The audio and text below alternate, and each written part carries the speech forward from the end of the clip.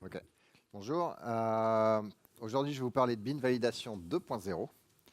La plus grosse fonctionnalité de bin validation 2.0, c'est qu'on a un nouveau logo.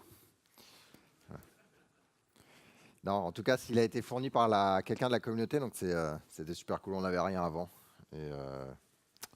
Donc ça, c'est sympa.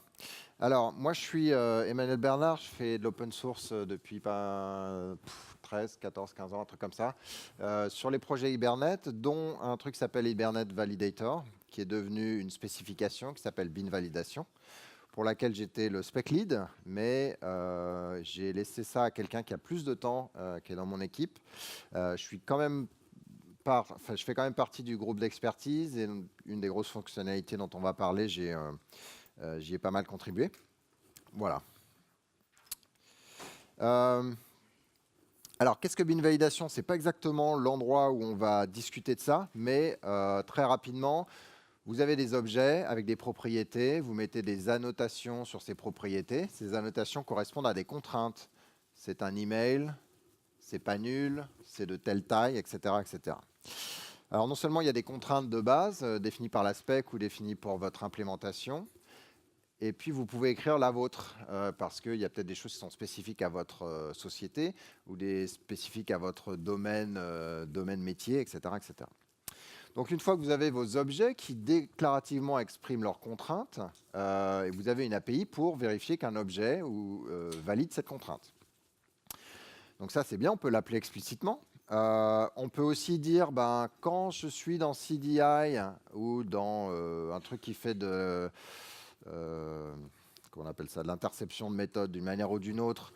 Quand j'appelle cette méthode, vérifie que les paramètres soient bien valides, accordés à vos annotations que je dis. Tiens, tel paramètre ne doit pas être nul, tel paramètre doit être un email. Voir les valeurs de retour. Donc, on peut exprimer ça comme ça. Mais ce qui est le plus intéressant, c'est qu'en fait, sans que vous fassiez rien à part rajouter les contraintes sur vos objets, en fait, dans Java EE et dans un certain nombre d'autres plateformes, notamment Spring, il y a des choses qui se font aux frontières entre votre système Java et le reste.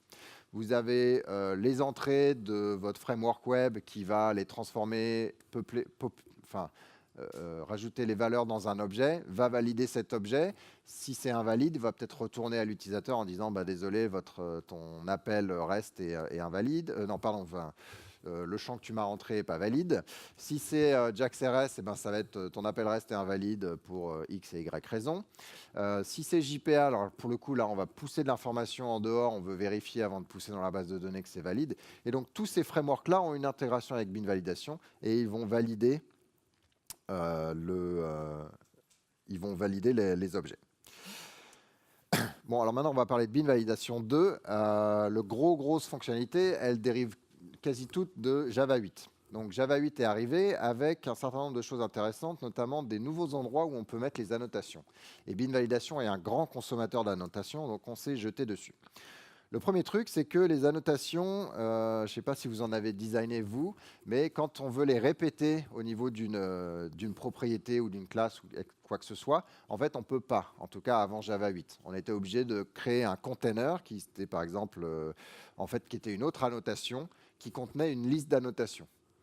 Du coup, c'était assez verbeux parce qu'en termes d'utilisation, on disait addSize.list, qui est mon container. J'ouvre le tableau et ensuite je mets addSize, la première ligne, addSize, ma deuxième ligne, et puis je ferme le tableau. Et du coup, ça faisait des indentations, etc. C'était un petit peu pénible. Donc, Java 8, ils ont rajouté une annotation qui s'appelle repeatable, que le designer d'une annotation met sur son annotation, donc dans ce cas-là, size, et puis il dit, voilà, le container qui correspond à ma liste des tailles, là, des sizes, c'est size.list. Et à partir de là, on peut utiliser cette syntaxe, c'est quand même plus sympa, il n'y a pas de guerre tab versus space ou quoi que ce soit. Donc on a utilisé cette fonctionnalité. La fonctionnalité la plus intéressante de bin validation 2, c'est valider les choses qu'il y a dans les collections. Donc quand on regarde une collection, on peut dire, voilà, je veux valider cette propriété, mais qu'est-ce que ça veut dire? Si je mets une contrainte sur cette collection, ici, je vais dire que la taille est maximum de 10, ça veut dire que je peux avoir jusqu'à 10 noms, et après, je m'arrête. D'accord? Après, c'est une erreur, et du coup, quand je fais la validation, je veux une erreur qui se approche. Mais qu'est-ce qui se passe si je veux valider ce qu'il y a dedans, c'est-à-dire les noms eux-mêmes? Eh ben, c'était pas. Enfin, on a exploré plusieurs choses, mais en fait, il n'y avait rien qui nous satisfaisait en termes de syntaxe. C'était extrêmement verbeux, pas toujours hyper flexible, etc. Et donc, on a attendu Java 8, et Java 8 nous permet justement de mettre des contraintes sur les paramètres génériques. Alors, je ne sais pas si ça s'appelle paramètres génériques précisément, donc ne me citez pas là-dessus, mais c'est les trucs qui sont entre les chevrons. Et donc là, ce qu'on exprime dans la troisième, c'est de dire, bah voilà, non seulement la liste, elle a 10 noms maximum, mais en plus, chaque nom doit faire 50 caractères maximum et n'avoir que des caractères alphabétiques. D'accord? Donc on peut exprimer exactement au bon endroit les contraintes que l'on a. Donc ça paraît simple, mais ça demande pas mal de boulot en termes de définition de la spécification. On va voir pourquoi, parce que, alors on va pas voir pourquoi dans ce slide-là, mais on verra un petit peu après. L'autre chose qu'on peut faire, c'est qu'en fait, ce que je vous ai pas dit, c'est que non seulement on peut valider un objet, et donc chacune des propriétés de cet objet, mais en fait, on peut aussi décider de valider un graphe d'objets. On peut dire, bah, quand je valide l'utilisateur, valide aussi sa liste d'adresses, parce que je veux la validation en un seul bloc. D'accord? Je veux les utilisateurs et sa liste d'adresses en une seule passe.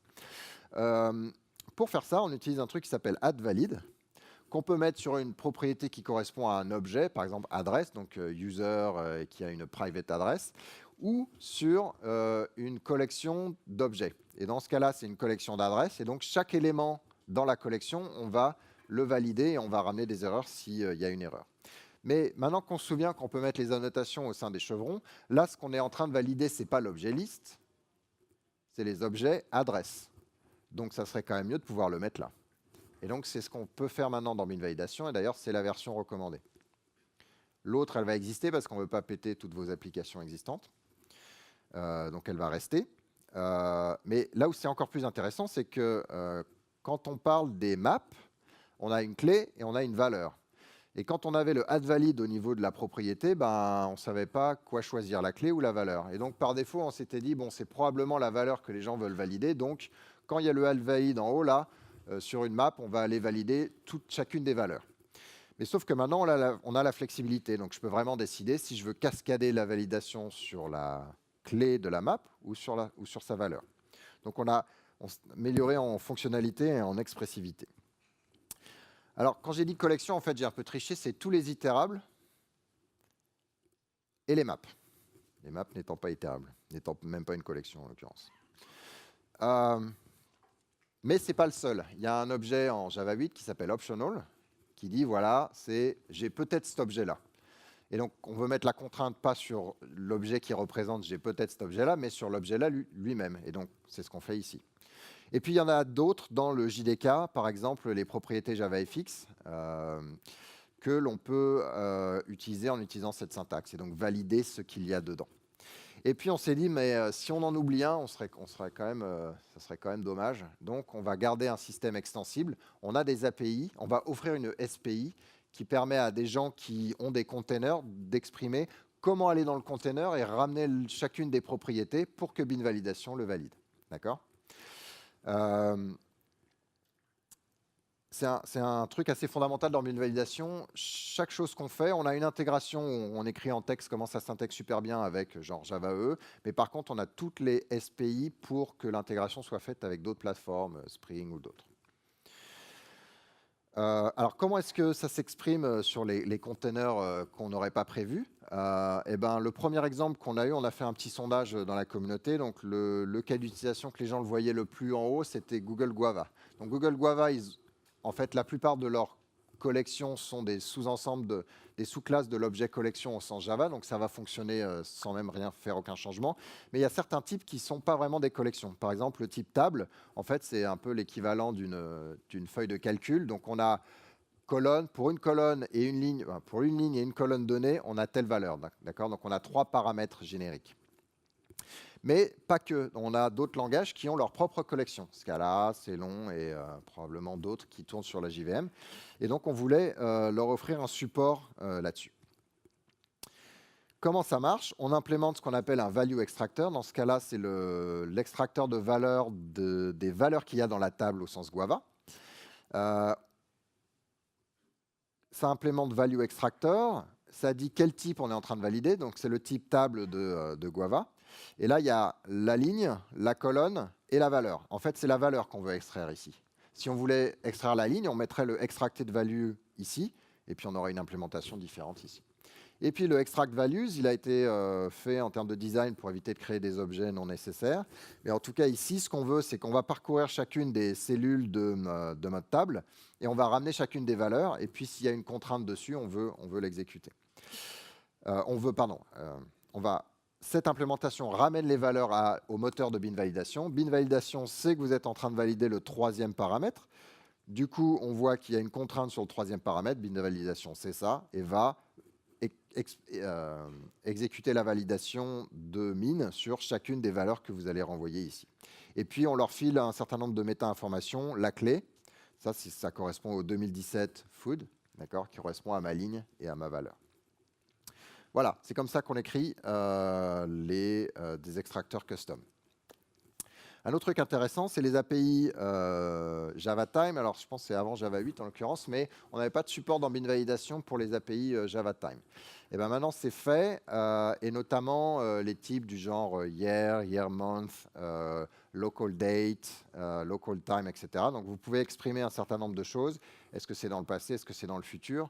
Mais maintenant qu'on a des éléments temporels qui ne sont pas l'élément instantané, mais qui peuvent correspondre à une année, etc. On a rajouté la notion de est-ce que je suis dans le présent? Est-ce que c'est l'année 2017? Et du coup, ça compte, je suis valide, ou est-ce que ce n'est pas l'année 2017? Un autre truc intéressant avec JavaTime, alors qui a déjà eu un bug où il fait un test avec une date, et puis bon, il la met dans le futur parce que voilà, dans 5 ans, de toute façon, cette appli, elle ne sera plus jamais là. Et puis, le futur devient le passé et le test, il ne passe plus. Donc, voilà, moi, je l'ai fait. OK, ouais, il y a pas mal de mains qui se lèvent. Pour résoudre ce problème-là, il faut simuler la notion de temps présent. Et donc, il y a la notion de clock je crois, dans l'API JavaTime. Et en tout cas, nous, du coup, on a un clock provider qu'on vous laisse fournir. Et du coup, dans vos tests, vous dites au moteur de validation, bin validation, utilise cette clock-là qui est à un moment précis, et comme ça, mon test, il fonctionnera jusqu'à la fin des temps. Voilà. L'autre truc qui est utile, c'est de dire l'utilisateur, il n'a pas la même time zone que ma JVM. Donc, au lieu de prendre la time zone de la JVM, prends la time zone de l'utilisateur, et du coup, on va avoir non pas du coup un fixed clock provider, mais un time zone variable clock provider dans lequel on va fournir l'heure présente, mais dans la zone de l'utilisateur. Il y a d'autres choses intéressantes. Dans les constraint validator, c'est un truc qui dit pour une contrainte donnée, voilà comment tu dois le valider. Pour taille, voilà comment tu dois vérifier que la collection est de telle taille. D'accord? Donc ça a deux méthodes. La plus importante, c'est isValid qui reçoit la collection dans ce cas-là et qui va vérifier, qui va faire collection de point size et qui va vérifier la taille. Et la première, c'est initialize qui prend la collection et qui dit je vais extraire la size, donc size.max, et puis je vais stocker ça. Sauf qu'il y a plein de contraintes qui n'ont pas de paramètres not null, par exemple, il n'y a pas de paramètres intéressants. Et du coup, cet initialize, il était souvent vide, donc on a mis une méthode par défaut maintenant, grâce aux méthodes par défaut de Java 8, donc c'est un petit peu plus simple pour vous. L'autre chose, c'est si vous compilez avec -parameters, et donc si vous utilisez Java 8, je vous encourage à compiler avec -parameters, c'est quelques caractères en plus si vous utilisez JavaC, 4 lignes de XML si vous utilisez Maven. Et au lieu d'avoir arc0, arc1, arc2 dans vos résultats d'exception de validation de méthode ou de paramètres de méthode, vous avez le nom du paramètre exact. Donc c'est un peu plus pratique. Et je suis un petit peu en retard. Donc, d'autres annotations qu'on a rajoutées par rapport à l'aspect, note empty, note blanc et add email. Pareil, on a fait un sondage, on a regardé aussi les codes qui existaient, on a vu que ceux-là, ils ressortaient fortement. Où est-ce qu'on en est? On a sorti un early draft au niveau de la spécification, au niveau du JCP. On a même fait une version d'après qui continue à avancer là-dessus. Il y a toutes les fonctionnalités que vous avez vues là, et maintenant on est un petit peu en peaufinage. C'est planifié pour l'été, donc à faire partie de Java 8. Et ce qui est intéressant, c'est que l'implémentation de référence, elle implémente déjà ce que vous avez vu, le early draft.